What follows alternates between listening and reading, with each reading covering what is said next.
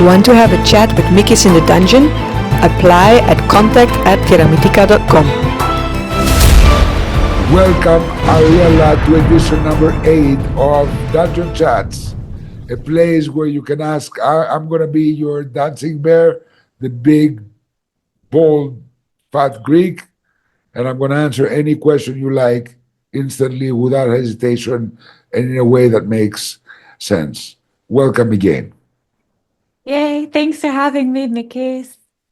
Yeah. Please say something about yourself that you'd Yes. like to say to introduce yourself to the audience. Yes, my name is Ariella, and I've known you, Mikis, now for almost 9 years. And I really love the work you guys are doing. I just got married recently, a couple of weeks ago, to Fridtjof, and we're super happy, super in love. And I work as a copywriter. And on my own time, I'm an aspiring writer as well, working on my first book. So yeah, I'm really excited to be here. Very good. Go for it. Okay, Question so my number first, one. yes, my first question actually has to do with writing, because I've been writing a love story, and there's just so many ideas about how to write out there. And I was curious, from your perspective, what makes a truly amazing love story? A truly amazing love story. Okay. What makes a love story is when you write if you cry. Wow. That's what makes an amazing love story. Yes, and then the way that you build it is that you remember from your own life how you felt when you were in love and what hurt you when you were in love and your disappointments and your hopes and all that, and just write about yourself and everything will be super good. Okay, that's amazing. And then my other question has to do with I noticed that in books today, it's always about getting to the place where it's, and then they lived happily ever after. But I don't read a lot of books that are about what happens in the ever after. And I guess I'm wondering, what is a good way to show what happens in the ever after where it's still like entertaining, if that makes sense? What I would do is like put the two people that are involved in the love story, fast forward them to their deathbed or to when they're really old, and they can reminisce about whether they regret anything or whatever happened and so on. And then you can end it like that, and you can say like everything that happened through this. Wow. Yeah, that's a really great idea, because I realize I want more of that. I want more of the what happens in the after part. Um, so yes, the other thing that I was wondering is, what's your opinion on the hero's journey? Because everyone says that this is like the biggest, it's what makes books like a blockbuster book. It's really important. And I'm just curious your thoughts on the hero's journey. Well, to start with, I am a worst-selling author. So I've got 4 books, and I'm getting a 5th one out, and I basically sell to very few people. So obviously, I'm not the best person to ask about how to make a best-selling novel. I'm probably the worst. But if you want to ask me, how do I make a novel that makes me proud and I would like to read after 50 years, and I would like my kids to read, and I would be proud to give to everybody I know to read, then yes, the hero's journey will do that, because sometimes best-selling novels are just like repackaged successes. If you go on YouTube and you say, how can I do a best-selling novel? They will tell you, okay, first you choose your genre, and right now this genre used to be popular, but it's no longer popular, and this genre is now in fashion, and you got to do one of those. And then you got to find the best-selling novels in these and just basically copy the basic premises and so on and so forth. Mm. Also, another thing that makes a best-selling novel is if it's small. Big publishing houses, they don't want to publish anything that's over like 120 pages. So if you've got a big novel, then you're less likely to be published by a big publishing company to the level where you're going to be very successful and make a lot of money. But some of the best books in the world, the best books in the world, like John Steinbeck books, like Grapes of Wrath and East of Eden, or like Les Miserables, or like all the kind of epics and all the books that are inherent in the culture that we live in are all big books. Yeah. But today, it's not economical to publish a big book.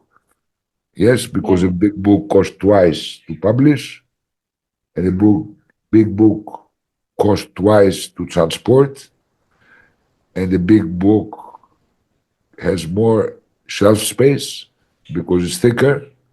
Yeah. Right. So, and you cannot charge double for a big book.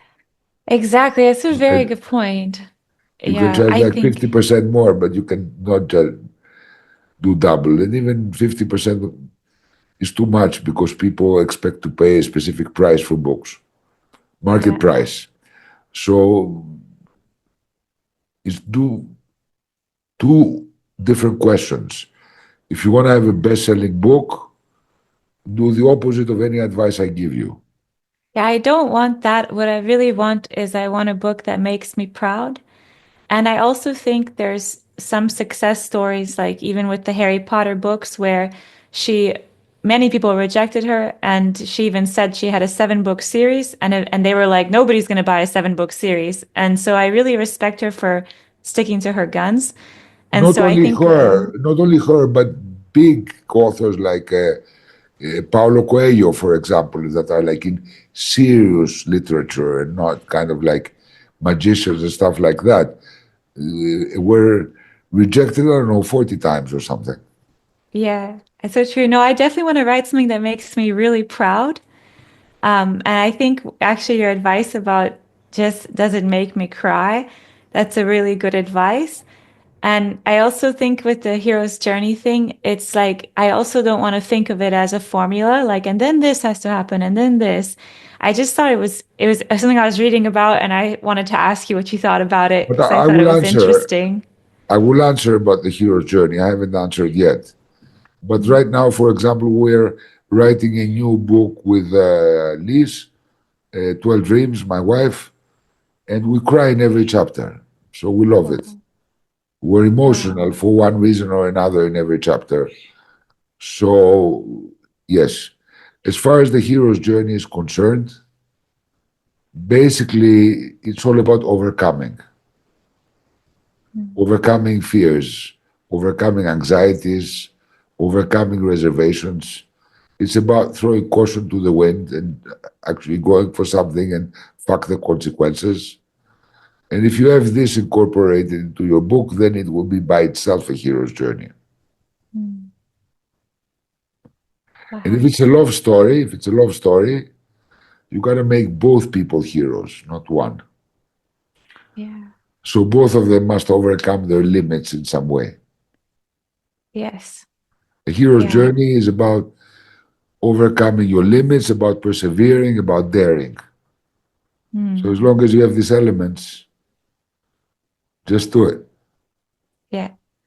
Ah, that makes a lot of sense. Okay. Um, Let me Even a think. relationship that makes you completely change your lifestyle, like follow a guy who wants to go to the Galapagos and wants to study the lizards there, and you decide, okay, I'm going to leave Vienna and go to the Galapagos. That is like a hero's journey in a way, yeah. Yeah, I know what you mean because it's like a trust, and it's also like yeah, being willing to fail, but you're with the other person, so it doesn't matter even if it fails because you're together and you did the adventure. So I really been feeling that lately a lot. Okay, so the next questions that I So have let me are, conclude with something else. oh yes. It's also about a life of no regrets. So if you don't care about the consequences, you say, I want to do this because I don't want to live a life with regrets, because we always regret things we haven't tried, not things that we've tried, because regret is what if I had done this. But if you tried it, you know it got fucked, it didn't work. So you have no Yeah, regrets. Yeah, yeah. That makes a lot of sense. Yeah, thank you. Um, that's really great actually. It's amazing. I feel like the life of no regrets could almost summarize the whole hero's journey. actually, yes. Yes. So, my next area, I've been feeling a lot lately the importance of focusing. And I know for you it comes really easily, but for me it's much more challenging. And I was wondering, for example, as a woman, people often tell me that I can multitask, that multitasking is like good for me or effortless for me to do, It's true. effortless. Yes, and I guess what I'm wondering is like, what is there a risk to splitting my focus and multitasking in terms of my ability to do single focus tasks? Well, if you're a woman, it's easier for you to multifocus. And if you're a man, it's easier for you to single focus or to maximum double focus. The point is that you're a woman and you want to be as feminine as possible. And I'm a man and I want to be as masculine as possible because this is like what fulfills my nature most. It doesn't mean that we're not all both masculine and feminine to some degree. And being able to embody not your primary energy, but your secondary energy is a very important skill in life. Yes. So there's times where you need to fully focus, and there's times when you need to multi-focus. For me, and I'm also autistic, like a high functioning autistic, to not have single focus is excruciating. However, if I really need to, I can do it. Yeah. And you should be able to single focus as well.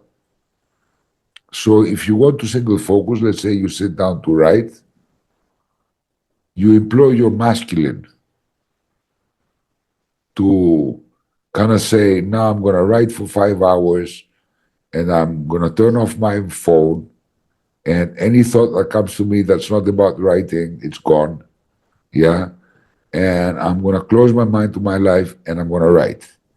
And then once you've made this choice and you keep it, then you put yourself into the feminine to write. Mm. Yes, because writing is a feminine pursuit. And when I write, I feminize myself. See. Yes, that makes a lot of sense.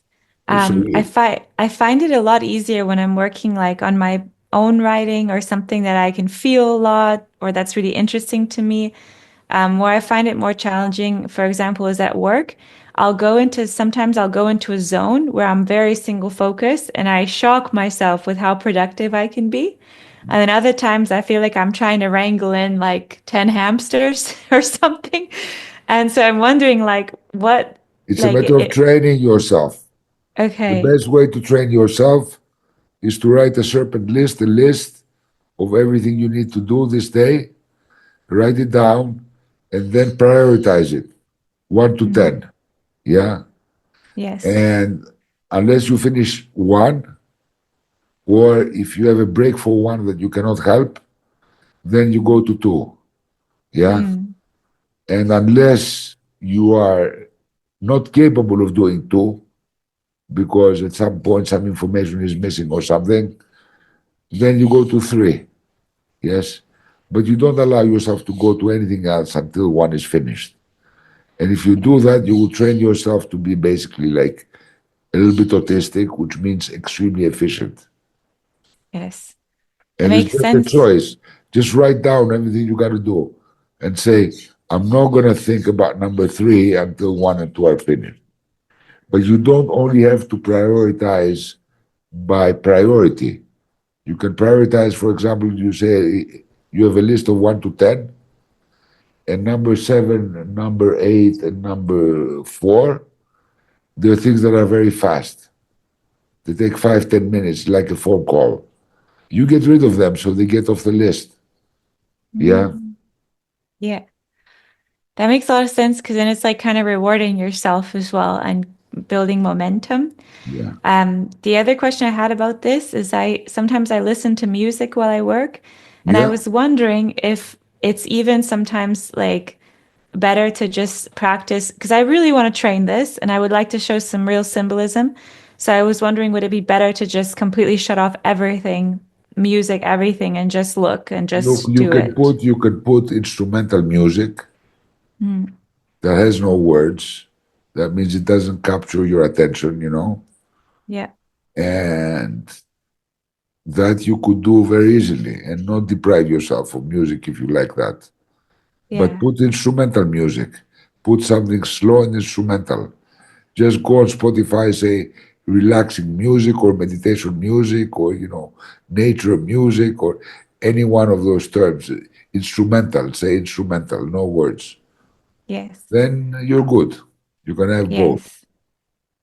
Yeah. Okay, that sounds good. I'm excited about this. I'm really going to start to train it because I was in the last workshop and just in general in my life, I've been feeling how when I want to solve a problem and it's like a paradox, something more emotional or serious, then I really need my focus to get to the bottom of something.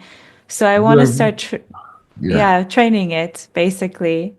you have no reason. The more you stretch yourself and the more abilities you have, it doesn't mean you're going to use them in your everyday life. You can use them here and there, but you have them. And if you have them, you have the choice to use them. Otherwise, you don't have the choice to use them. Yes. Yeah, that's what it feels like. It feels like right now I randomly go into this super productive zone, but it's not at my fingertips. So I'm gonna work on this. Just training. Yeah, thank you. It's like bicycle learning. Once you do it, Yeah. after a point, once you achieve it and you can balance on a bicycle, you never forget it. You know, it's there. Yes. Makes sense. It really makes The- sense. In the beginning, it's hard and then it gets easier. Yeah. Um, okay. This is very nice. I'm already going through many of my questions. The next questions that I had, they were about lucid dreaming. Because I was working on this. I've kind of stopped. And I did not get to a place where I had full control over it. But actually, I was having a lot of nightmares and that I was kind of having these really intense or emotional dreams. And I think it, similar to what you've been writing, it's like this, my subconscious trying to wake me up to be like, hey, you're dreaming.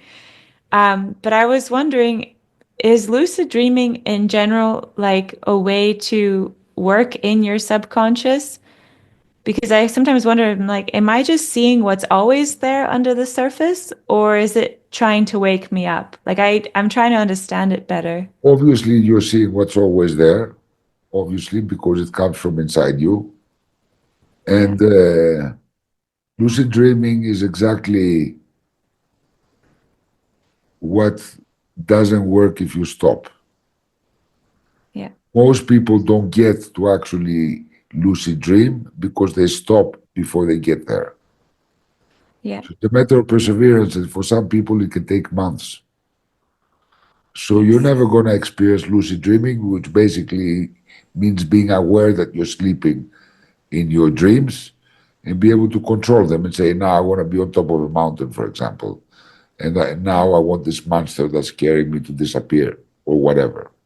mm, But this is the kind of thing that you cannot play with. You must be persistent to achieve it every night for as long as yes, it takes. And it can take a yes, long, long time. So, but you know what? It's not something that anybody needs to do. It's an experience. It's like drugs. If you mm, take hallucinogenic drugs, again, your subconscious is working. whatever psychotropic thing you take, whatever comes there, whether it's a freak out or whether it's something beautiful, it's always your subconscious working. So I'm wondering, what in your life would cause you to have nightmares? What are you afraid of? Because as far as I know from your life, and I know you pretty well, we know each other, Yeah. you are like in a golden age. You got no problems. You're in love, you're freshly married, you have Yeah. a good job that you enjoy, you like what you're doing. Everything in your life is golden. Yes. Yes. Plus, from what I understand, you are about to embark in a few months on an adventure and move to a different country and things like that. Yes. And the only thing that I can think of is that too good to be true. Like Yeah. when things are going really well for us, we have this embedded belief that something bad is going to happen. A feeling of foreboding or an non-understandable by reality feeling of dissatisfaction or anything that is there to stop us from believing that actually I'm doing awesome. Yes, I think that is what it is. It's for me what it felt like. This was a couple months ago when I was going for it and I was having the nightmares. Just felt like a lot of anxiousness, and I was actually sometimes talking in my sleep and just being like, "No," but it was nothing is But wrong. you It's don't like you remember said. anything. I mean, what were the nightmares about? Do you remember anything? Were you being At chased? Were you falling? What was happening? Yeah, it was stuff like that. I don't, at this moment, I don't have anyone really clear in my mind, but it was stuff like being chased. It was stuff like, well, more recently, I had one where I saw a slave girl. It was actually a cool dream. I was interstellar and I saw a slave girl for sale that had teeth as eyebrows, which was really weird looking. Yeah. And I was kind of like, oh, but I think it's nothing. That one was not necessarily even bad. It's just like a lot of really weird, random, sometimes scary The, o- stuff. the only trick if there's something scary is in your dream. If you realize that you're dreaming, you just lie down and surrender and says, "Eat me," and see what happens. Yeah. Yes, that makes sense. Because it is all myself in the end. And that's also the trippy part. So So I'll, actually, nothing can actually hurt you except fear itself.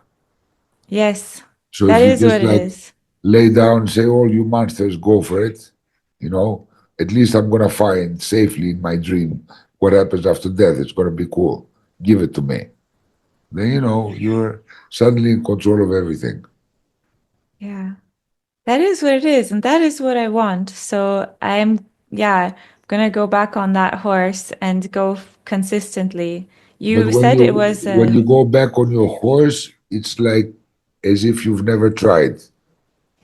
Is you're starting from zero again. hmm. You understand? You're So starting. is that how it always is with lucid dreaming? The moment that you stop for a few months, you kind of lose your No, progress? no, it's not like this. But Okay. if you've never lucid dreamed before and you want to break through the gate and have your first time, Mm, then until you get to be lucid dreaming very easily and be able to affect your dreams, then every time you stop, you will lose it.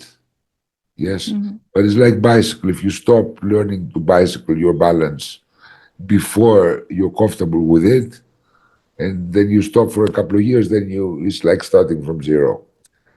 But That once you makes get sense. it, but once your body gets it and your subconscious gets it and your hypothalamus gets it, then you can balance because, I haven't been on a bicycle for years.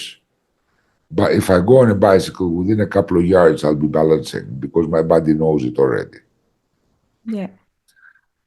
So, no, it's not forever, but it is until you are like fluent in it or proficient in it. Yes. I have a question about the techniques because if I recall, you were telling us to gaze at an object. For us, you gave us a blue rose, and I have it still. Were you telling us to gaze at it for 10 minutes before bed to fully visualize it in our mind? Was that what it But 10 was? minutes doesn't mean anything. It could be 2 minutes, right? You don't need to gaze it for 2 days. You need to be like gazing it insistently before you go to bed. Yeah. And it's good to have formulated a question. Yes, Yes. a question that you want to answer in your dream. Then the two combined, if you do it long enough, but the point is, if you get disappointed, you'll never get there. Yeah, because basically you're trying to break through a door, a barrier that is between your subconscious mind that creates dreams and your conscious mind that makes choices.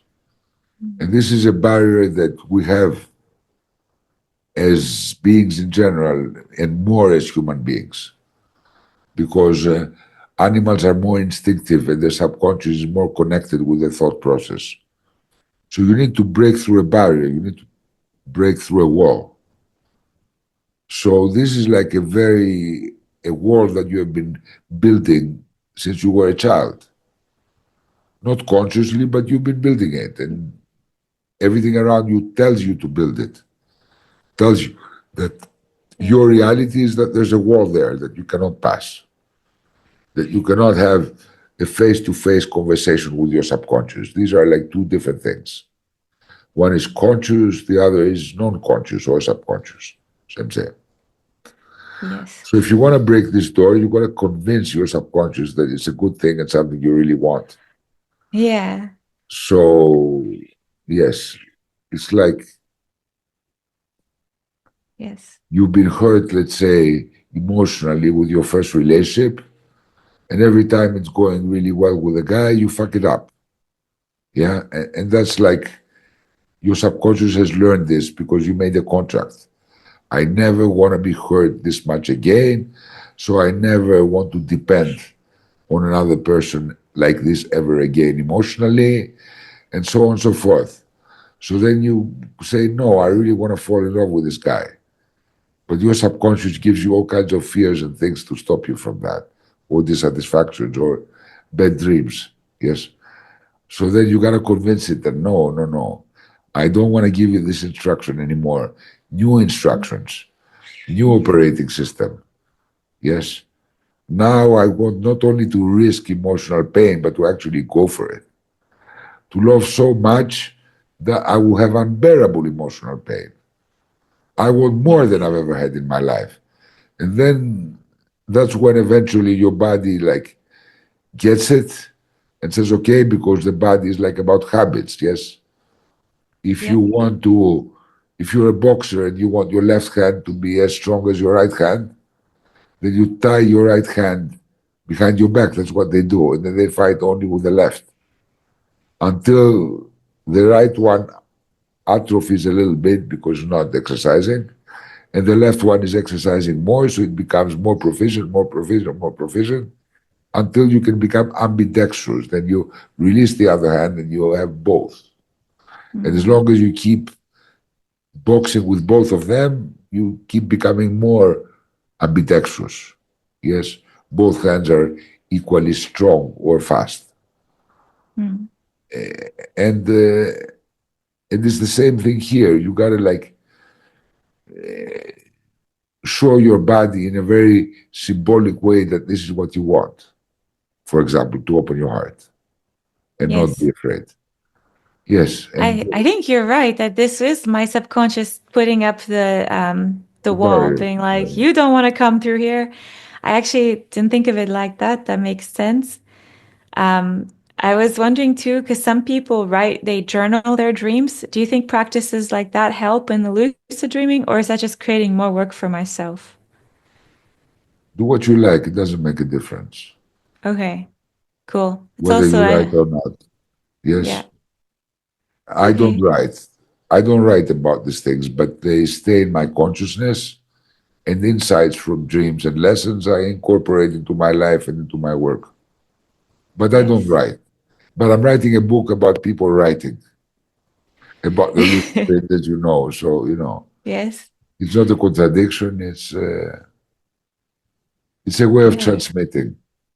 Yeah, it's yeah, not necessary. yeah. That's very nice. Okay, I really like that. Let me see. I might not even have many more questions, but I will check. Oh yes, I do have a couple more.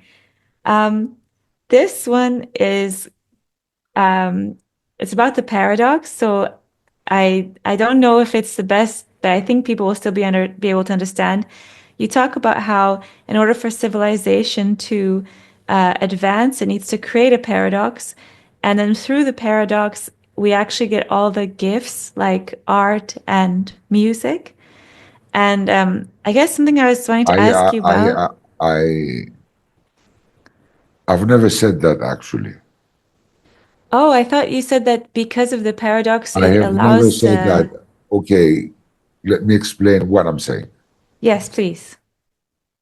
I'm saying that tens of thousands of years ago, primitive people were acting basically by the instincts of nature.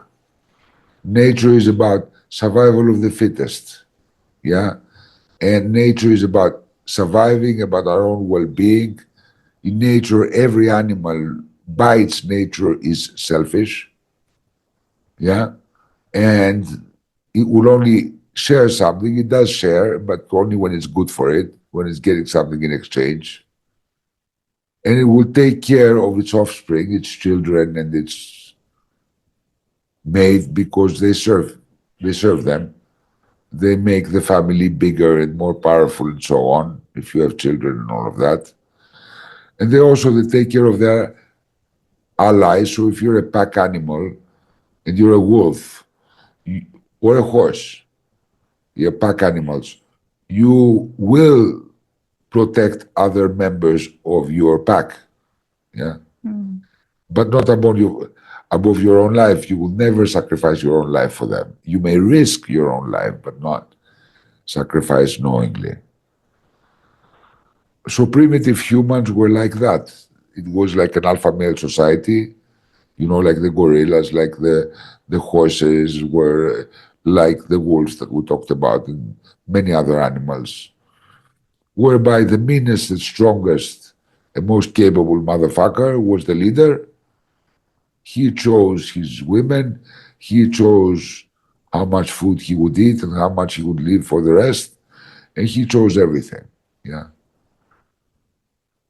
So inevitably, there were people that were not physically fit as much as others. Either somebody is born genetically to be smaller or less fast or have less reflexes.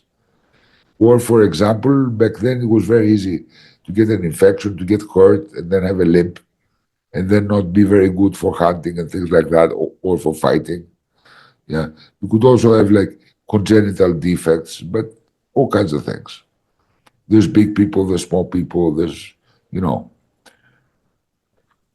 So then these people were like everybody else, not fed.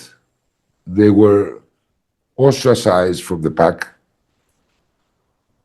If they were wounded, people would leave them behind because nobody could afford. There would be a danger to their survival carrying people who do not carry their weight, who do not offer to the pack or the tribe or the family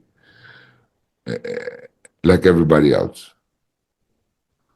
And then human beings that were highly intelligent but were not the fittest realized that they were dying out. They were in constant danger because if they wanted to go for a female, they were men or vice versa, they would be attacked by the strongest who got to have their pick, or for food or for any privilege. A good place in the cave, for cavemen, a place where it's not wet. So they realized that the chances of survival were very low because of their physical conditions. In a world of survival of the fittest, in a predatory world, then if you're not the fittest, you're basically fucked. You're going to be left behind, and if you don't have the pack to protect you, the strength in numbers, you're going to die. Mm. So these people found out that if they serve others, the strong, if they delouse the alpha male or bring him water from the spring in a coconut husk for him and his women or his children, or if they brought him bananas that they found, or if they did cool shit for them, then these very powerful men would protect them because they were useful to them. Mm. And because these more clever people survived, they got to have children because they would get laid when nobody else was looking, not to provoke anybody. And then when they survived, they would teach their children to do the same thing, to not compete for glory, because the other guy is going to kill you that wants the glory, to not compete for sex, for procreation, at least not openly, because that can get you killed, to not compete for anything and to be humble, to not piss everybody off, to be more kind of miserable than anybody else. Because in this case, like if you have a toothache and somebody comes around and says, la la la, I'm dancing and everything, they piss you off. Yes? But if they come and they're miserable and they're worse than you, they make you feel good. So these were like mechanisms for survival, because human beings, unlike other beings, they have an infinitely evolving civilization. No other animal has this.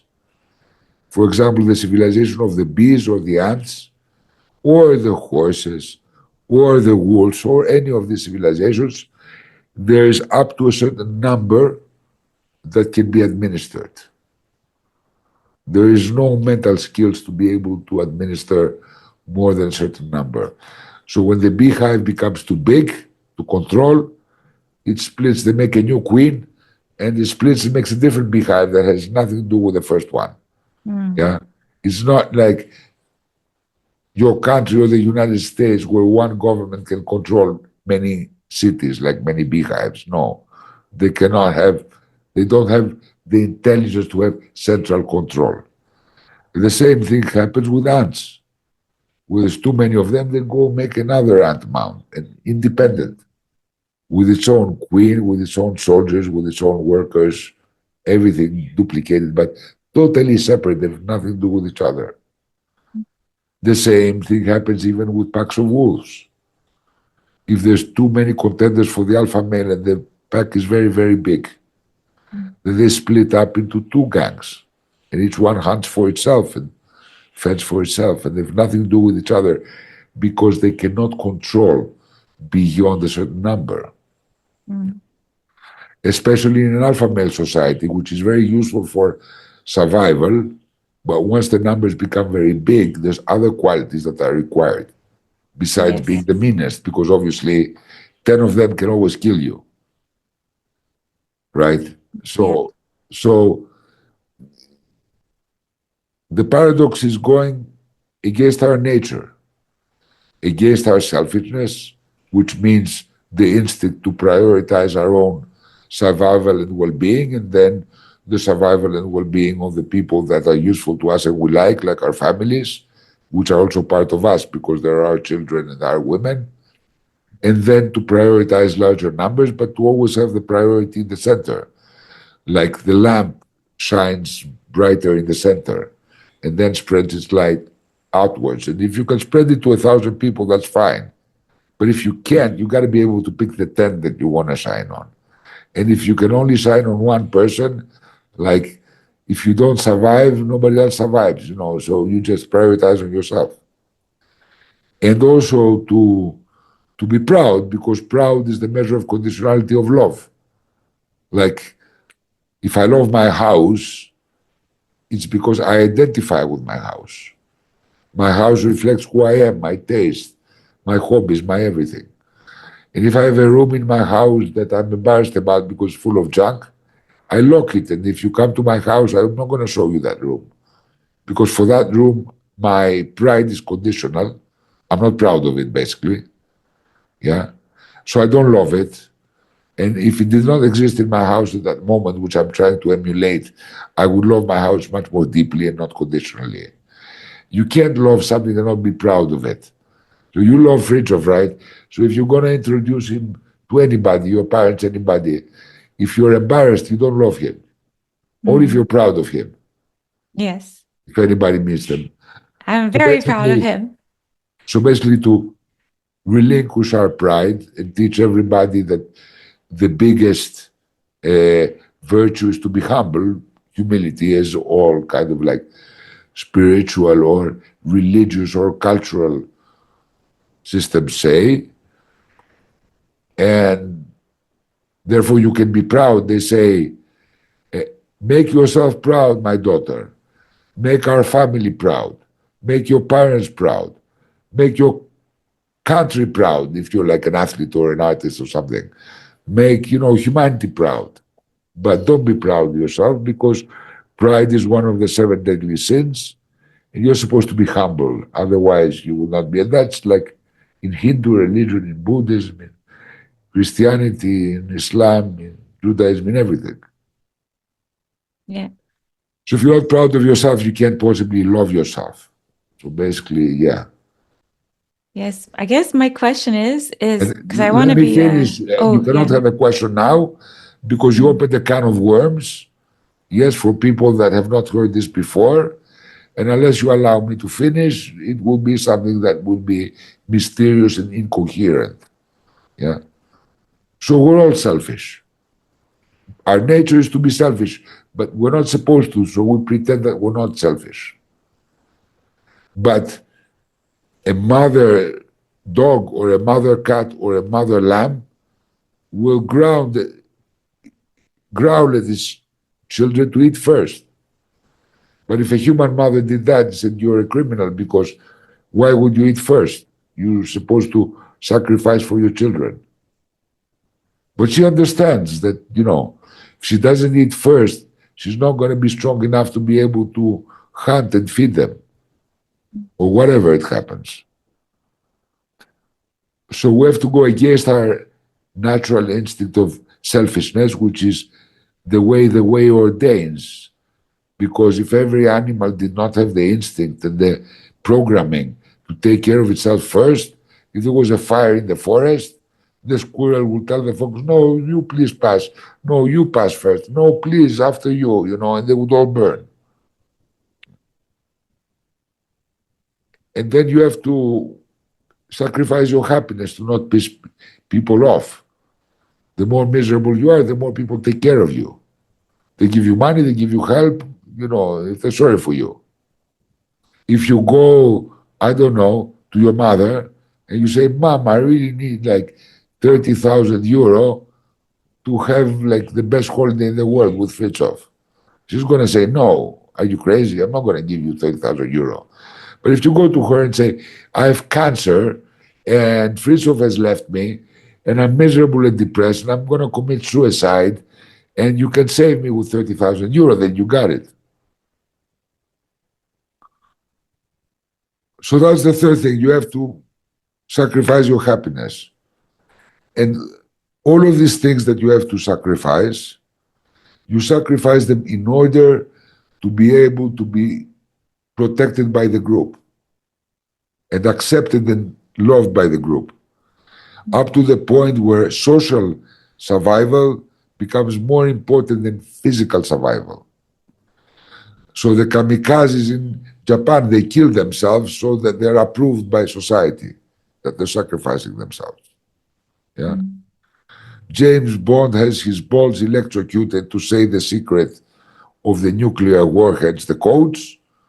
He says, I will never tell you the secret of the nuclear codes because you're going to kill people with them. And then they bring the girlfriend and say, okay, so now I'm going to torture the girlfriend. And James Bond just splurges out because for his own good, for his own survival, for his own lack of pain, he's not going to speak. But if he does it to save the girl, the guy with the nuclear codes can still kill 100 million people. So her life is more valuable than his. Yes, and the 100 million people are more valuable than his. But her individual life is more valuable than the 100,000, whereas the 100 million, then whereas his is not. So this is paradoxical. Yes. So all of these are part of the paradox. The paradox was there in order to allow people that were not the physically fittest For example, the artists that you mentioned, and the poets and the inventors and the inspired of humanity that happen to be weak of body but very strong of mind, to reverse the laws of nature, yeah, and actually instead of survival of the fittest, to make it survival of the cleverest, which is the one who can go against his own nature in order to survive and become servile and humble and miserable and like not showing their sexuality and blah blah blah blah blah blah blah in order to achieve the protection of the group and position in the group. A politician that says, I'm here only to serve you people, is actually dominating the people through his servitude to the people. Yeah. Yeah? So, so this is what the paradox is about. Yeah. So in this sense, because it allows the Shakespeares, the inventors, the painters, all of these people to survive and be fed by the communities and be taken care by the communities and protected by the communities, obviously they elevated humanity to a different level beyond the pure animal level and allowed us to have all this abstract thought which comes with all of that. Yes, science, technology, art, poetry, beauty. So in this sense, yes, not Yes. the paradox that did that. It's a result It's a result of the non-physically fit surviving against nature. It's twisting the laws of nature so that these people can survive. And this we've done very successfully. But now that we have survived and we've conquered the planet, and nothing can kill us because it doesn't matter. World wars, 100 million people die, who cares? We were like, I don't know, 2 billion and now we're 8.5. Kill away, we're unkillable now, unless the whole planet goes, which very soon will not be an issue because we will go to the stars and we won't even care for one planet. So now that we've survived, the paradox works against us because now we're dying because of social rejection without having any real problems. Now we're like miserable and we hate ourselves. Now we believe that constantly we need to sacrifice and we have a paradox inside us because basically we're all selfish, but we need to pretend we're not and blame ourselves and punish ourselves for being selfish. So it's like the appendix, which used to be an extra stomach that no longer works, or the coccyx, the tail, that we used to have tails. And now they go bad and you have to operate and take them out, or the wisdom teeth that were there, like with monkeys, to chew on roots. But nothing you get there anymore. It's too deep. We don't use them. So they go bad, you got to take them out for most people. These are like vestigial characteristics, things that are no longer needed by nature, and nature is about less is more, the more efficient way. So they're killing us. And the paradox now, since it's no longer used, is what is causing all the depression in the world. Not trauma, as people think.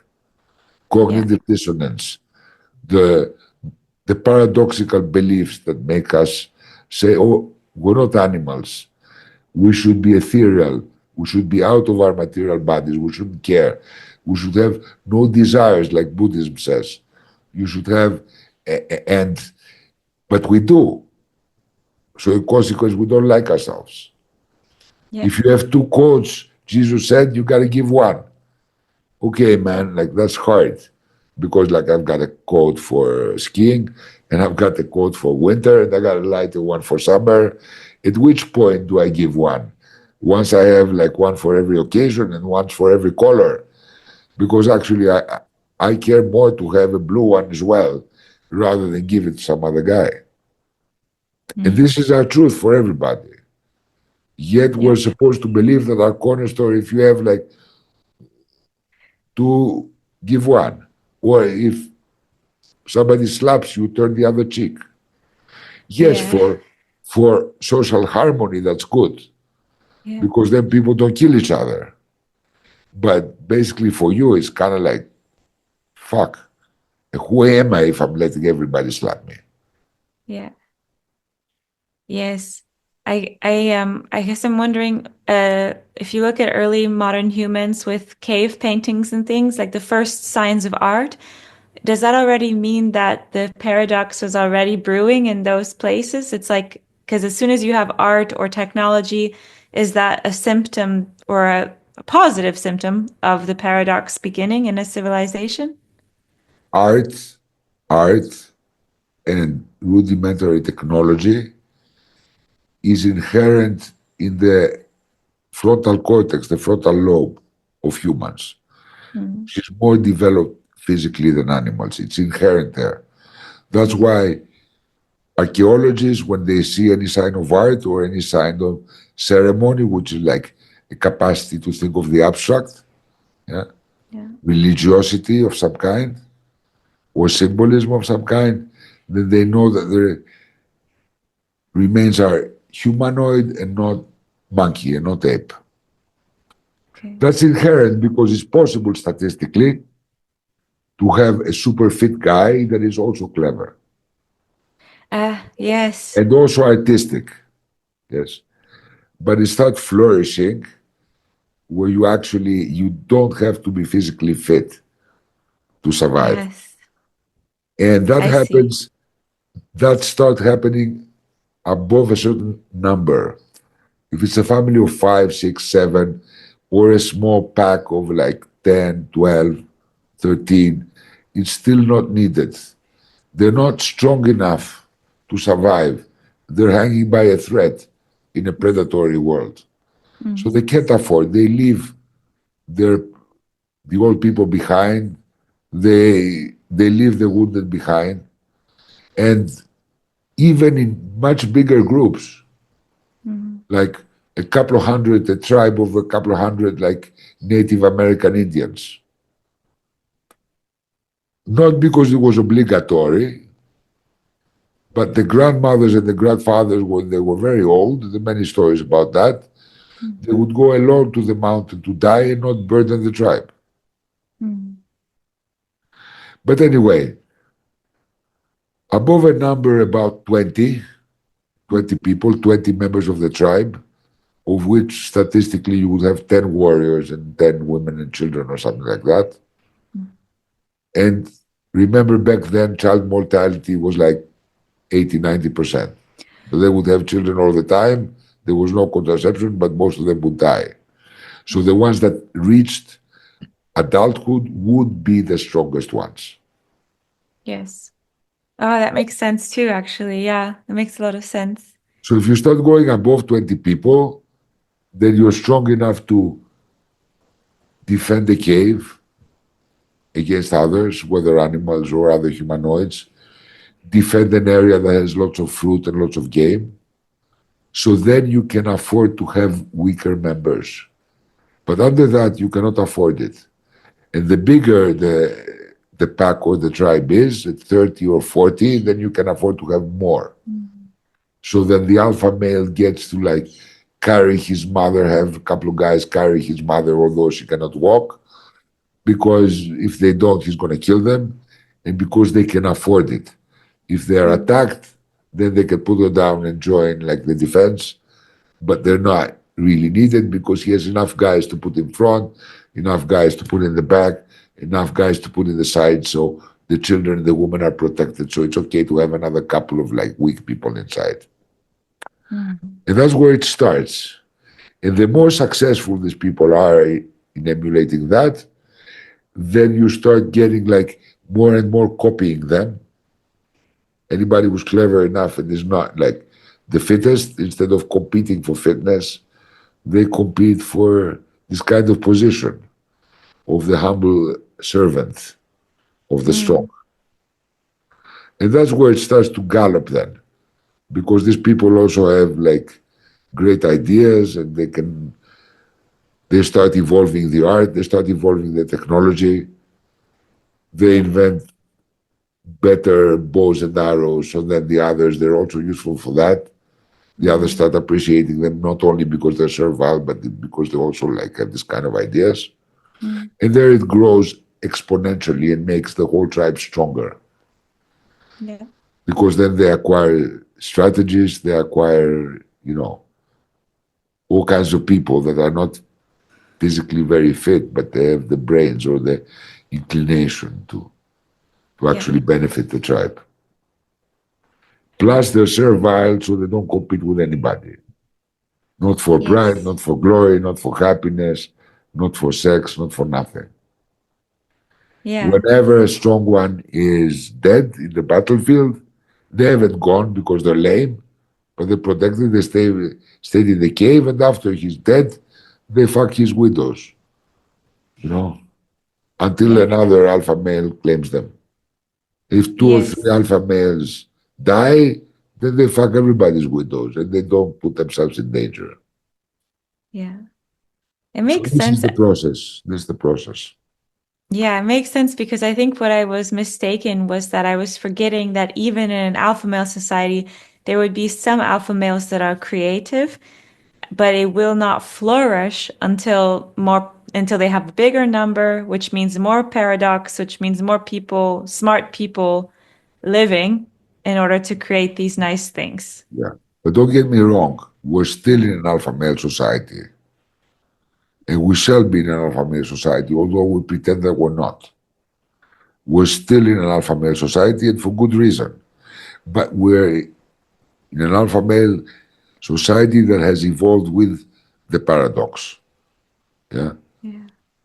So we live in an alpha male society, although today feminists says they can do everything. Mm. But imagine there is an old play like an old Greek ancient drama comedy kind of thing. It's Yeah. called Lysistrati, and that's a woman that is a feminist, and she says our men are not treating us well enough, so we're going to go on a sex strike. So none of us are going to get laid until they succumb. And it's a comedy, and she actually succeeds many things. And that's good. It could work. It works. Men don't get sex, they will do anything. But what if men went on strike? Mm. The effects would be immediate. There would be no electricity, no road maintenance, no trains, no nothing. Because women may claim to be 50% in the boardroom or in academia or in places like that or in the millionaires, but there's practically like 1, 2, 3, 4% of them in any kind of industry, in mining, in offshore drilling, in, I don't know, big tankers. How many women you think are there capable Yeah. of going for 8 months in heavy seas and do shit like that? Or like offshore fishing. Yeah. Yeah. I mean, take one of those big things, that they break the roads with, they break the concrete. Yeah. Like you see the workers in public work, they Yeah. hold this big thing that has like the little pin that breaking everything. A jackhammer. A jackhammer. Have you ever Yeah. tried holding one of those? No. It's unbelievable. It's incredibly heavy. It wants to escape and hit you. The vibration is crazy. The vibration is crazy. It's like if you take an old Harley Davidson, which vibrate all the time, and put it in the blender, and have both of them at the same time, and you're in it. So I've not seen a woman wield one of those jackhammers, especially the big Yeah. ones. Yeah. So civilization would collapse immediately. Yeah. It would be an experiment if men didn't go to work for 1 week.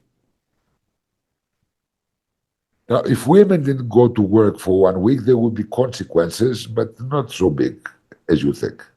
Yeah. Because That's men true. can take over the children and manage to do everything for a week and cook and do without collapsing. But if men stopped for a week, just as an experiment worldwide, there would be no electricity, there would be no water, there would be no trains, there would be nothing. Civilization would be gone immediately. Every switch that clogged would not get repaired. Yeah. So I don't think today we're appreciating this, that we are still in an alpha male society, patriarchal society. Everybody is against the patriarchy, but the patriarchy is the best way nature has for a family to survive and flourish, because a patriarch would give his life for his women and his children, will Yeah. go to war, will do whatever, will hunt, yes, and protect. Yeah. So we're so much against the patriarchy, but basically, women have the power because they can control the patriarch, yes, not by Mm. nagging and attacking him, but by giving him what he needs, which is not only sex, but also, tenderness, care, pleasure, Yeah. her pleasure, and so on and so forth. So we are still in a patriarchal society, and we're going to be for a long time, Mm. and, until there's no polarity. But that will be a sad day. The day there's no polarity, there's no two poles of the battery, like the masculine and the feminine, the black and white, the whole world, all the sparks are made by polarity, like in any battery. Yeah. The bigger the difference between the poles, the more spark there is. There will be no literature, there will be no theater, there will be no plays, there will be nothing. When there's no polarity, there's nothing. And society today is trying to eradicate polarity and make men like women and women like men. But it also coincides with the biggest rates of depression and loneliness that we've ever seen in the history of mankind, since even before mankind. It made me think, though, when you were speaking, the more technologically advanced we get, like they're talking about, these robots that can do everything and all this stuff, then will that naturally create a depolarization because men won't have to be as strong anymore? It's not about, e- sorry, physically strong. Mm. Physically strong is no longer necessary. Mm. A man has to be character-wise strong and intellectually strong and strong with his ideas. He no longer needs a body. Okay, so Mm. that's not a problem. Technology is not a problem. The Yeah. problem is cultural, because if men are vilified for being men, so then they have to be like sensitive and changeable and, flowy like women, then you lose the masculine energy. And that's the reason why today, any couple has a 50% chance in the Western world of divorcing within 5 years. 5 years. Yeah. Five It's years only. nothing. It's Yes. nothing. And it's rising, because it was 50 the last time I looked. Since it's rising, it's probably 60 now. I'm going to look, by the way. Yeah. Mm. Because every year there's statistics about this shit. Yes. Even with the Because, strength. because, because, let me finish my phrase. So, because men are not men and women like that, because they can make all the decisions, but then when they need the men, they're useless because they're weaker than the women. So the women are in anxiety. And the men, they're not proud and they feel like shit. Please continue. Yeah. I was just thinking, I agree it's about the strength of character. I guess what I'm wondering is if even things like deep sea fishing gets automated somehow, then will there still be men who want to, like, I don't know, monitor the Who things will or maintain these machines? right. Good point. Good point. It'll still be room for Other men. robots eventually, yes, eventually. But nonetheless, if you have an automated big kind of like a tractor thing, there's these huge tractor things for mines that are bigger than a house. Their wheels are taller than a human by far. Huge, huge machines that It's crazy. cut the rock and the earth. You've seen those in documentaries or movies or something.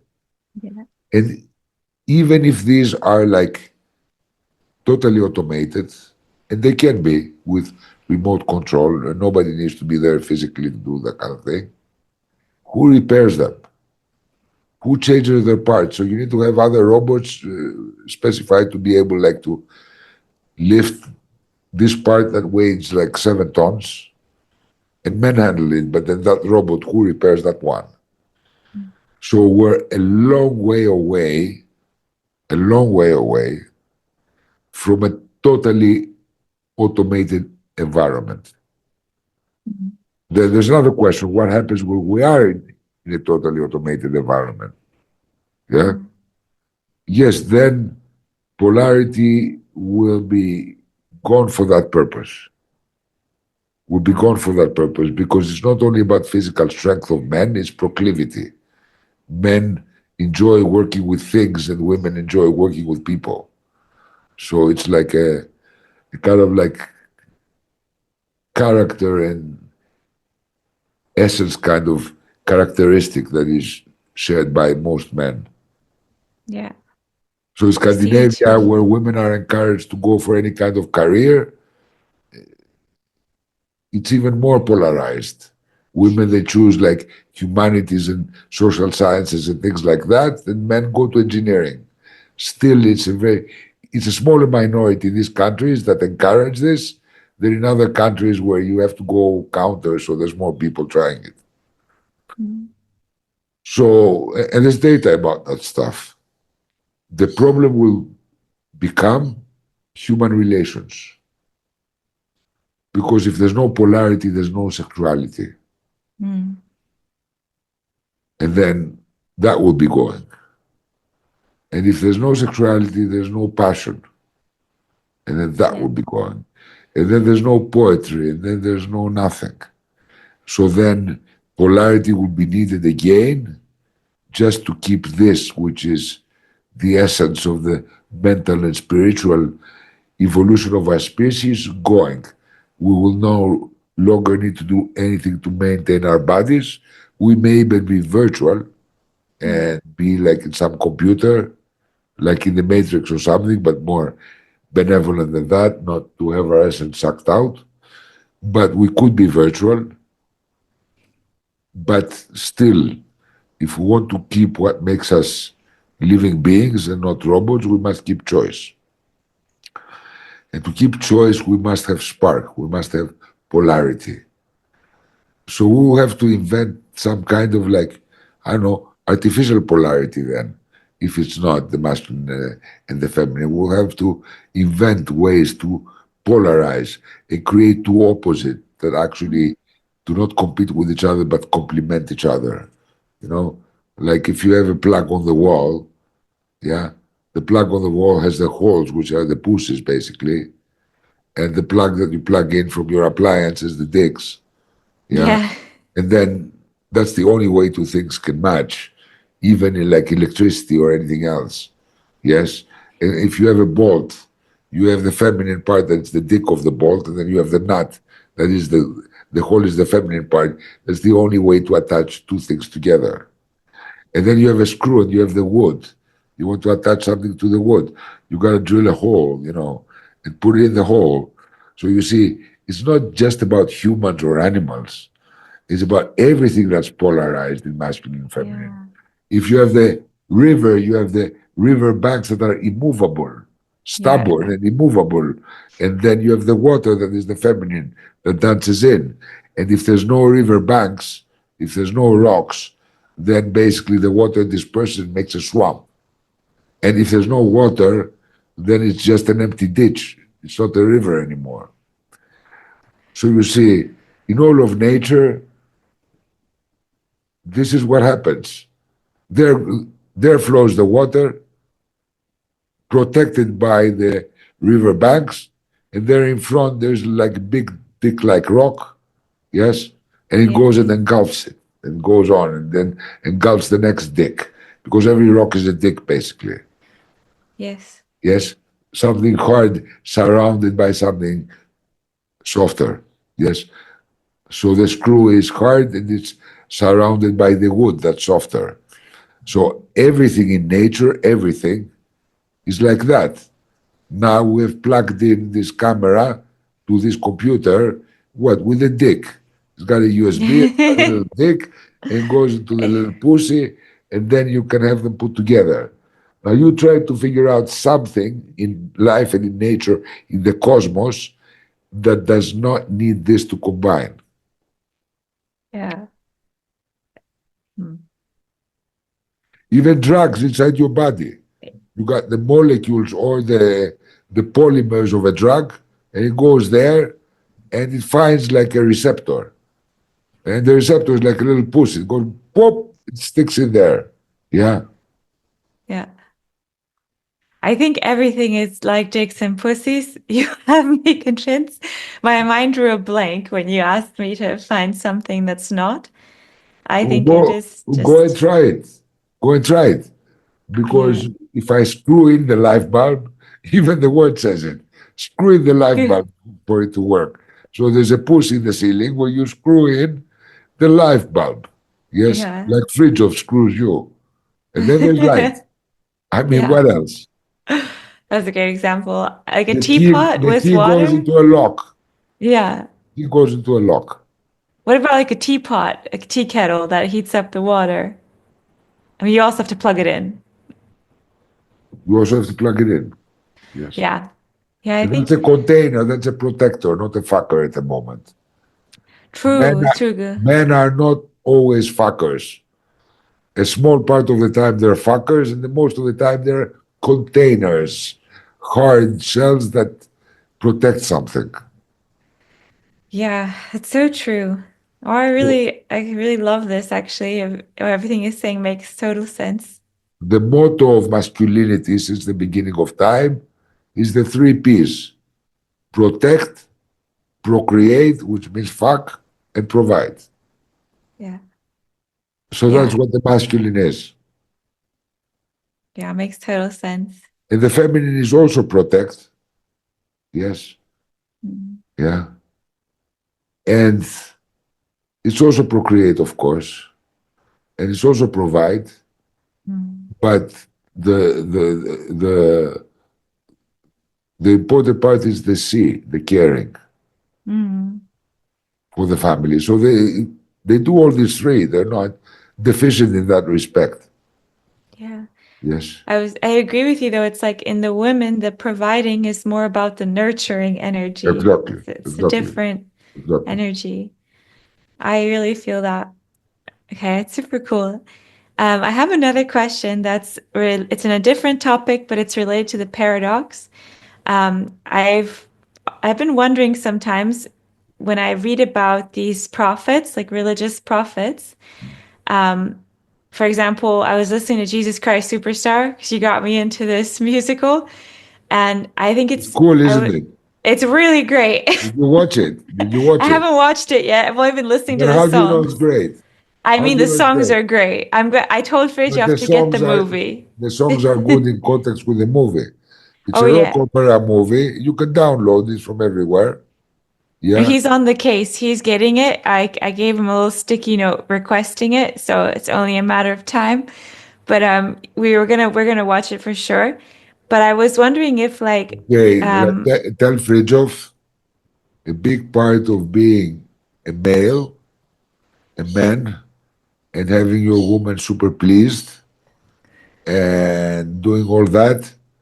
When a woman leaves you a sticky note or tells you in a nice way, I would love this, you do it. It's not in time. You do it in the first available moment because that's what makes your wife suck your dick as if you're Jesus Christ. How else are you yeah. going to be Jesus Christ? Yeah. Yeah. He's been amazing though, I have to say. Like he's been calling up embassies and lawyers, getting our marriage things worked out. He's been like flawless, like since Yes, we but got back. I can download the movie that my wife requested from me in 5 minutes, True. right? Very true. And I'm sure he's wasting a lot of 5 minutes periods in his life. Yeah, true. So I will get So tell you the fat on. Greek says, do better. Oh, yes. Okay. So my question is I sometimes what I wonder is if these people like Jesus were actually onto something, like seeing the paradox, but then they get killed and turned into a martyr, and then their whole thing gets kind of taken over and assimilated into the paradox. And I'm wondering this because when I originally hear about Jesus's teachings, he was basically saying everybody can do what I can do. We're all children of God. Like, go be happy. You know, he was saying all these things that make total sense. So I'm wondering, was he seeing the paradox, or at least an aspect of it? You have no idea what Jesus said. Okay. There is not a single writing ever about what Jesus said. There's writings of other people, the apostles, about what he said. And even between them, they're sometimes complementary, sometimes contradictory. So we actually have no idea. First of all, it's not for sure that Jesus was a specific person that existed. That's not for sure. Or rather, a conglomeration of the tales of various people, but who cares? Let's say that he existed. We don't know what he said. We know what other people said he said. So I'm not going to speculate on this. I don't know. I believe that all the prophets were people that got very strong insights and became passionate about transmitting it and having them propagate in society and seeing them realized. And they were very passionate people that had an insight. Whether they had insights into the paradox, well, none of them had a clear view of the paradox ever because nobody ever wrote about it. So it's for sure that they didn't see the paradox because some of them wrote, you know, of the prophets. So, no, not, none of them has clearly seen it. Some may see parts of it, but we don't know. Yeah, that makes sense. Yeah, it's very interesting.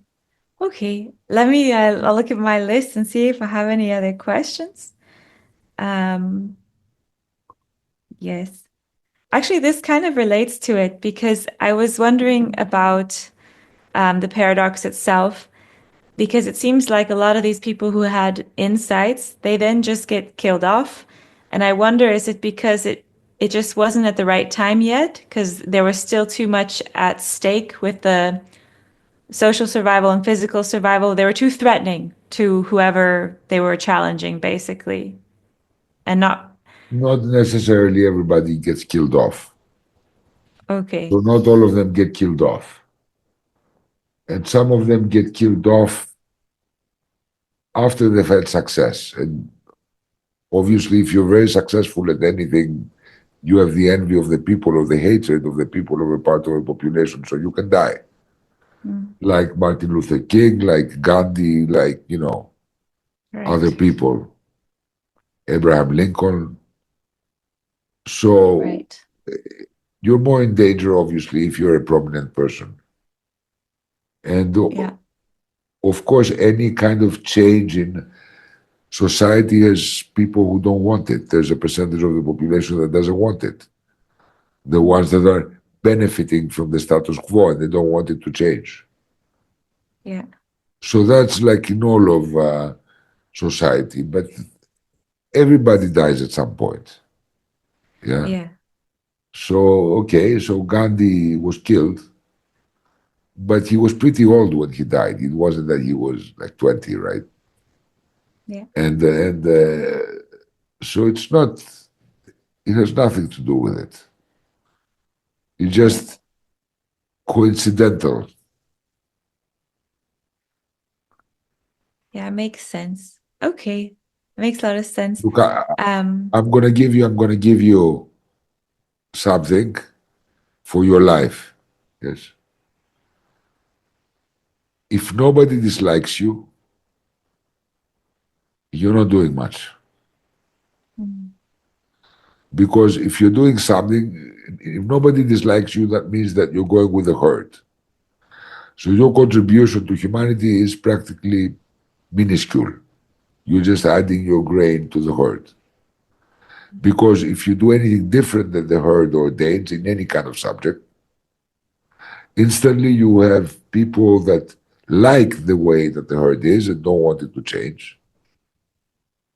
But change is life, life is change is evolution, but they don't like it. So then obviously you are in danger. Yes. But on the other hand, if you do nothing and you're in the herd, you are not in danger or you are in less danger. But you're doing nothing different. That's okay. You can be enjoying your life and doing nothing. You have no obligation to do anything. But it's just something to be aware of. Whatever you do in your life, if you go to your place of business and you say, guys, I just thought that if we change the system and we did it like this and like this, we would have double the productivity. You would think that everybody in that business would be happy to have double the productivity because that means more profits for the company, more salaries, better environment, blah, blah, more money for nicer desks, more of that shit. However, you will find is that there will be a good part of the company that will want to hear none of it and will fight you to death because you're actually doing something. Yes. So This if is very everybody relevant. if everybody likes you, and I'm saying this to you because you're an extremely likable person, and everybody likes you. If everybody likes you, you're fine and you're great. You can have a great life. But don't delude yourself that you're doing anything extra Yeah. if that is what you want, which you don't have to. Well, actually, it's funny you say this because this has been for me my biggest struggle in the workplace. Because actually, there's a huge part of me that wants to be liked, but then there's another part of me that people don't always like me because I'm the one who suggests changes or notices things that other people don't notice. So for me, I'm learning how to navigate this, like how to be a go-getter and a leader, but to do it in a way like I collect allies, which was a big theme in the last workshop. Because Exactly. sometimes I was too focused on winning, like being the best, just for myself, for the sake of being on top and being the best, but not always doing it in a way where I was really gaining people's trust and allies. And so actually this whole thing, I think in my day-to-day life, I am very likable. But when it comes to work environment, it's especially like the corporate world, it's for me like a big learning still, like how to do this, how to be the change and still be liked enough, but then at the same time not feel bad when somebody doesn't like me. It's like No, it's yeah, not. It's not about being liked enough. If yeah, you're liked enough by everybody, you're doing nothing. If you're liked very, very much by a part of the population and disliked very, very much by another part of the population, and then everybody else in between likes you well enough, then you're successful. But if nobody dislikes you intently, you're doing nothing. yeah. Okay, that's very very great to Not know. everybody is willing to be your ally. So Yeah. anybody that's willing to be your ally, you should treat well and try to make them allies. But if somebody is refusing to be an ally and wants to be an enemy no matter what, however hard you try, then it's very nice that these people don't like you. Yes, that's It true. it means you're bringing some kind of change and they feel threatened in some way. Yeah, it's true. Okay, makes a lot of sense. I don't have any like I have a couple questions left.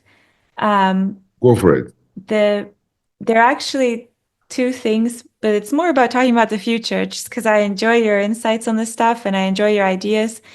Um, you're talking about humans going to other planets, and I was wondering in your mind, in your timeline, how quickly do you think this is actually going to happen? Like people talk about going to Mars or doing these things. What do you see in the future? Well, they're gonna go, they're gonna go. They're gonna go very soon. They're gonna go Okay. very soon. They're gonna go within the next 10 years. Yeah. Wow. The question is how long until we can successfully colonize something and actually have a sustainable life there and not being some kind of like experimental, super expensive project that normal people cannot not be there, that you have to be an astronaut to be there or a very special kind of person. And that would probably take something like 100 years before that happens. But that's like a minuscule amount of time. Yeah, it is actually. Yeah, it's a minuscule amount of time. So yes, it's going to happen fast. Wow. And like it's going to take some time for it to become a really big thing so that you have colonies that are big enough to be able to really carry on and reproduce humanity and be fully sustainable with all the variety of professions and specialties and all of that. That will take even longer before Earth is expendable. And even if it blows up, nobody really cares besides of being sad and having an anniversary of the death of Earth every year. Mm. So that's going to take much longer than that. Yeah. It probably is going to take something like from a few hundred years to 1,000 years. But that also is nothing. It's nothing. It's very fast because this universe, this place is going to be around for billions of years. Mm. And not like 14 that has lived so far, but another like 25, 26 billion years. Wow. Amazing. So, so even 1,000 years in that context is like a nothing. And then there come other things after that. Yeah. It's going to take a few thousand years to be able to not care about our bodies, to have replaceable artificial organs for every single one of our failing organs. Wow. Yes, and then achieve relative immortality. Yes, because then it'll be like spare parts in a car, you know. Yeah. Wow. My And and that will take thousands and thousands of years because it will be like there's so many organs that's going to take a long time. And then after that, inevitably, or even before that is completed, when it's almost there, it will be the most economical thing in the world to go virtual. Because eventually we will be able to replicate our brains in a digital format while maintaining our characters, our characteristics, and so forth. And then humanity will go virtual inevitably. Doesn't matter how long it takes. That may take even, you know, much longer than that, you know. And even if that takes 1 million years to be totally virtual, the advantages are so big because then you will be able to feel the best sex, to be in Africa and never need to go to Africa, and smell Africa and feel Africa and live Africa, you know, and live being devoured by a lion and then just like snapping out of it. And then that is so efficient and so economical because you only need materials for the computers holding the consciousness one. And then the rest is all automatic because you don't need any more minerals. You don't really need food. You only need energy. Everything is virtual and you can still enjoy the best gourmet Michelin star meal and it will be real, but there will be no actual food there. It will all be like digital, virtual. And that is also inevitable by the simple fact there can be no argument about this. It's very simple. You know, every year there's more progress in every kind of science and every kind of discovery. In most fields, there is a new development, a new discovery. Yeah, it never goes back. We never forget anything we need. We just learn more and are able to do more. Yeah, these phones they now have become like a whole kind of thing that would be unimaginable when I was young. It would be unimaginable before they appeared. And now the stuff that they do video calls like in Star Trek at no cost Yeah, it's with crazy. Skype at no cost. Like we used to watch Star as kids, and they had these flip up phones that were video phones, and we thought, okay, that is like for 2,350 or whatever, like Star Trek was about. I don't even remember, but hundreds of years into the future. But now it's like this. So if there's something that keeps added to, okay, always there be what's the next thing? Yeah. So inevitably it will be virtuality. There's no other way, unless we're totally exterminated. But once we go to other planets, that will be impossible as well. Yeah. So then, very simply, we will go virtual. And when we go virtual, we'll be able to enjoy everything virtually. Like you see, like a YouTube video about this place in the Caribbean, you can be instantly there and live it and feel the sand in your feet and have any experience you like of any food you like. Knowledge could be downloaded instantly. So you could learn a language instantly by downloading an app to yourself. So then you're a fluent Spanish speaker, for example. Wow. All of this has to happen. It is inevitable that it will not happen. Yes. Yeah. And the point is, how do we keep evolving after that? And this is not a question that I'm willing to start answering in this podcast. Oh, yeah, no, it's totally fine. I think you've already shared so much, and it's really interesting. My last question is actually related to it's related to this. It's actually related to what you said about immortality or also downloading things. I see one side of evolution, which is the technological side. It's inevitable. We're going to get there technologically. I'm curious what your thoughts are on the our power in this in the course of one lifetime. Because I was speaking with Rian, for example, who's a doctor, and he reads a lot about this stuff. And he was saying that even within our lifetime, we have the ability to influence our DNA. And he says he truly believes people are starting to age differently, for example, at Tiramitica, who are happier. And I'm wondering, do you see that happening as well? Or is this just like wishful thinking? Or is it just lack of stress because then you age slower? I'm curious, how much influence do we have over our bodies, over our DNA, just from We have ourselves? a lot of influence on our bodies, and it's like you have like Buddhist monks. They go out in the Himalayas, like Tibetan ones, and they go out and they go naked in the frozen ice out there, and they don't die. There's people that I've actually seen and like in front of me go into my swimming pool and stay down there like 20 minutes without breathing, and they've done it like Wow. gurus in various things because they lower their heart rate. So we have a lot of influence on our bodies, and of course, you know about the placebo effect, how it affects illnesses and cures many times better than any drugs, or the nocebo effect, which is the opposite. It can make you sick. Yeah. Mm.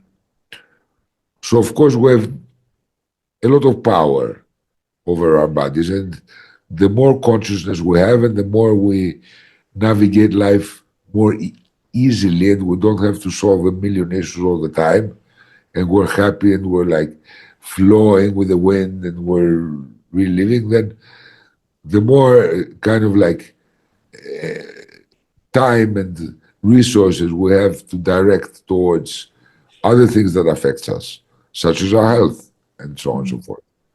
So obviously there's a connection, but there will come a moment where the DNA itself, in the very far future, will be irrelevant. Mm. Our evolution will have to be of a different kind and not genetically based only. Okay.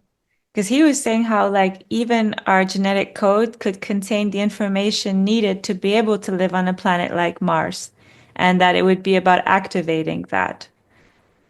And I don't know if he's onto something or if it's just, I don't know.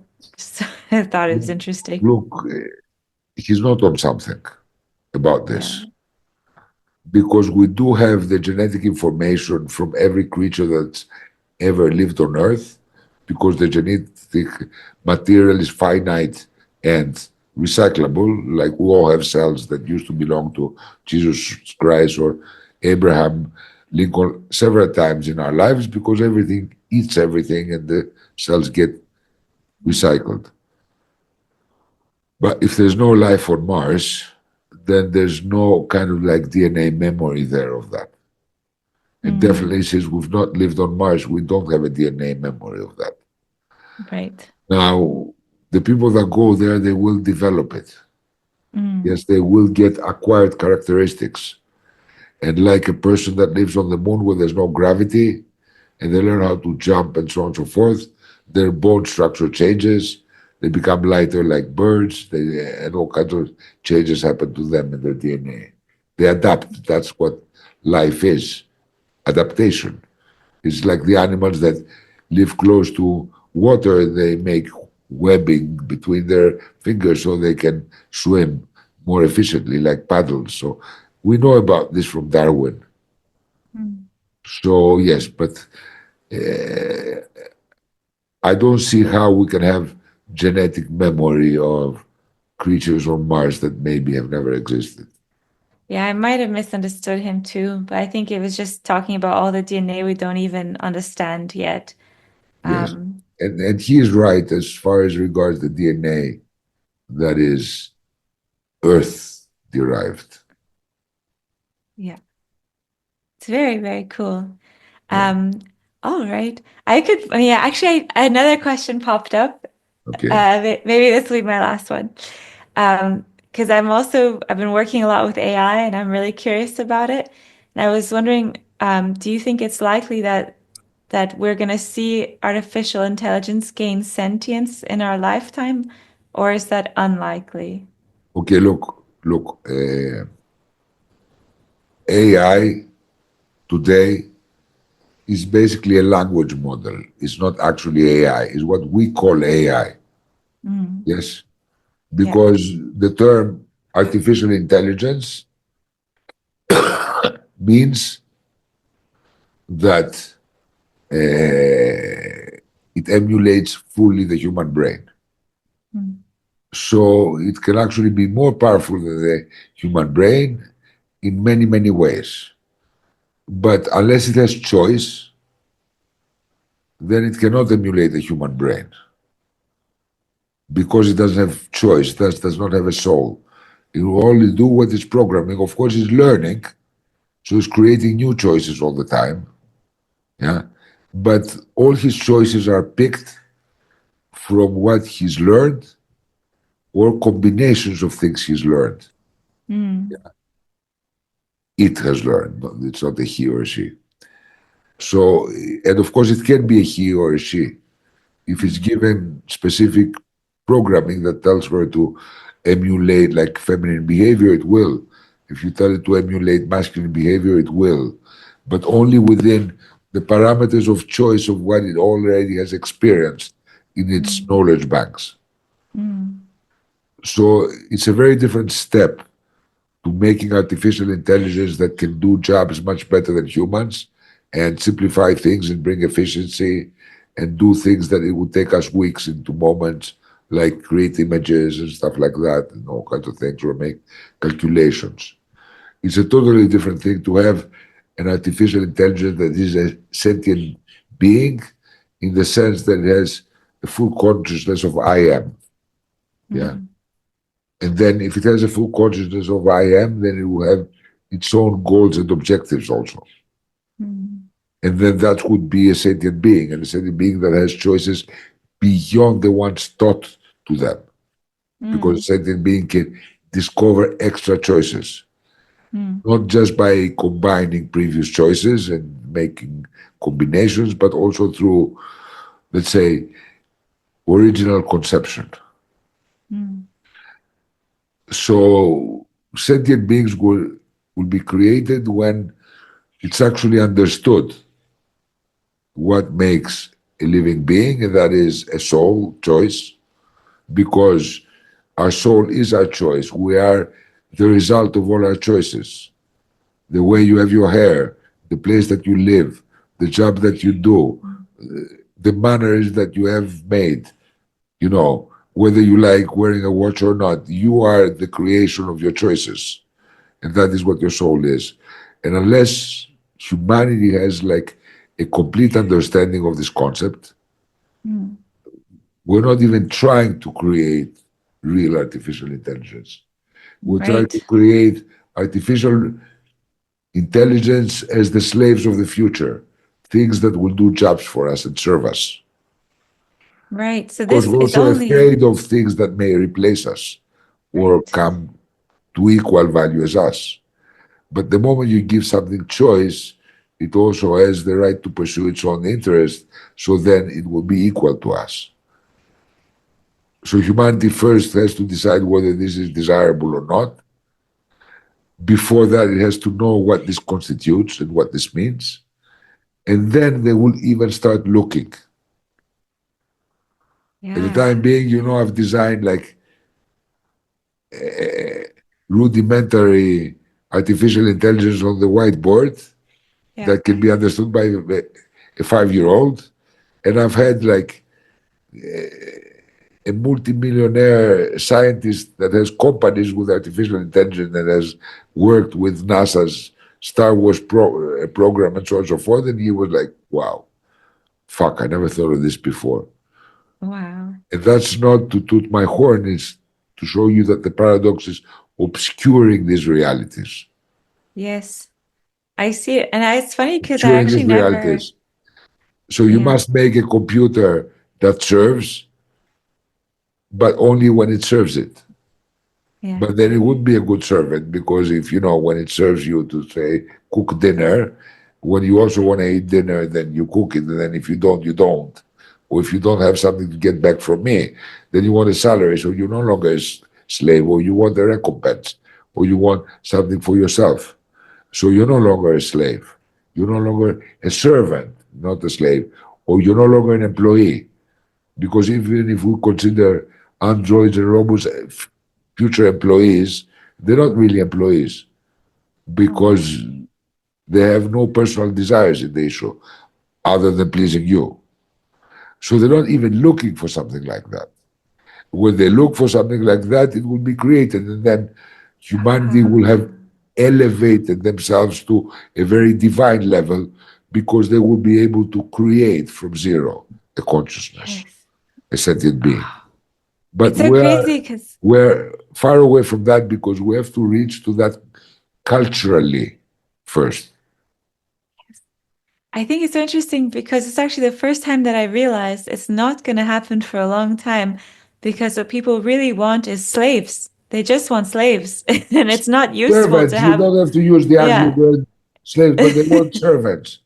They want servants because the First it moment you're, was the first it was the slaves, then yeah, it was the industrial workers, then there was all the general workers that were like reined in by their credit card debt, where they have to do what they're told because otherwise they can't pay the credit card debt, and so on and so forth.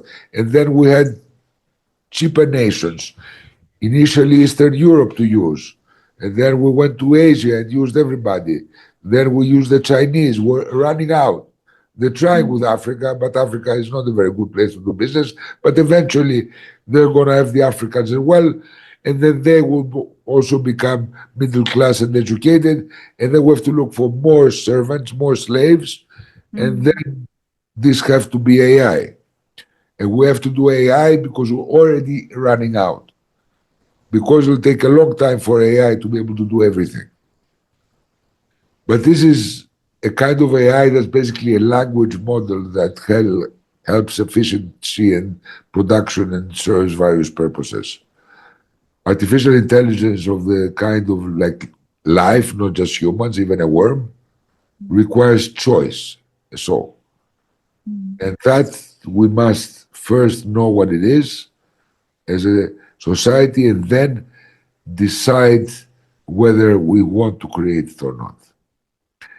And it's going to take a long time to decide this. Yeah, that is so cool. Yeah, those were all my questions. I'm so grateful for this talk. Thank you so much. Very great. So thank you, Ariella, for being part of this eighth Dungeon Chats podcast. Behind us, I'm going to do some advertising, is our dungeon where we play D&D every week. And we're willing to do sculptures on commission if any one of you wants one. And until next time, thank you all, and thank you, Ariella. Yay, bye. Thank you, Mikis. Want to play RPG in our dungeon? Would you like us to make you a small, medium, or huge custom-made sculpture? Or even your own castle? Contact us at contact@fantasyscaping.com.